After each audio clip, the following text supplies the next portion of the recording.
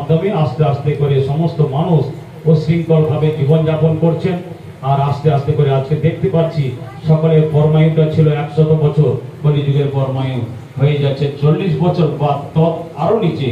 তাহলে এটাকে রুখতে গেলে পর আমাদেরকে সর্বদা সুস্থ জীবনযাপন, আধ্যাত্মিক জীবনযাপন এবং ভগবানের চরণে নিজেকে সমর্পণ করা পূর্বক এভাবেই যদি আমরা চলতে থাকি তাহলে আমাদের নিশ্চয়ই সমাজ একটা সুন্দর জায়গা চলে আসবে। তাই যারা মাতাজিরা এসেছেন, প্রভুরা এসেছেন, আপনাদের চরণে সকলের চরণে নিবেদন আপনারা সকলেই সুন্দরভাবে বসে, আমরা বেশি সময় নেব না, ঠিক একেবারে 1 ঘন্টার মধ্যেই সমাপন করব, ঠিক আছে? সেই জায়গায় প্রথমে আমাদের শুরুতেই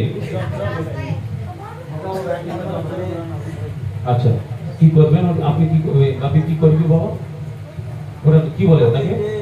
বিশ্ব হিন্দু পরিষদে যে ভাবাবে, আচ্ছা আচ্ছা, মানে যে কার্যক্রম, আচ্ছা এটুকু একটুখানি আমি করব। আচ্ছা আচ্ছা, তাহলে বিশ্ব হিন্দু পরিষদের যে ভাবাবে তাই এটা সকলের কাছে নিবেদন করব, উপস্থাপিত করছে আমাদের বাপি, এবং তার দ্বারা আমরা সকলেই জানতে পারবো যে আমরা হিন্দুরা আমাদের কি করা উচিত। পরিবার সকলে একটু নীরব শ্রবণ করুন, তারপরেই আমরা সকলে হাতে এই যে মালা, জপমালা আমরা তুলে দেবো, সকলেই 1 মালা করে জপ করতে হবে, কারণ এটাই হচ্ছে মূলত কাজ। 4টি যুগের মধ্যে 3টি যুগে ছিল বিভিন্ন রকম ভগবানের বিধিবিধানমূলক যে সমস্ত যজ্ঞ তপস্যা অন্যান্য কিছু, কারণ কি ছিল সেই জায়গায় ভগবান বিভিন্ন সময় এসেছেন, বিভিন্ন সময় অসুরকে নাশ করে ধর্মের প্রতিষ্ঠা করবার জন্য। আর কলিযুগে এসে গেল একই দেহের মধ্যে আসুরিক শক্তি এবং দেবত্ব শক্তি।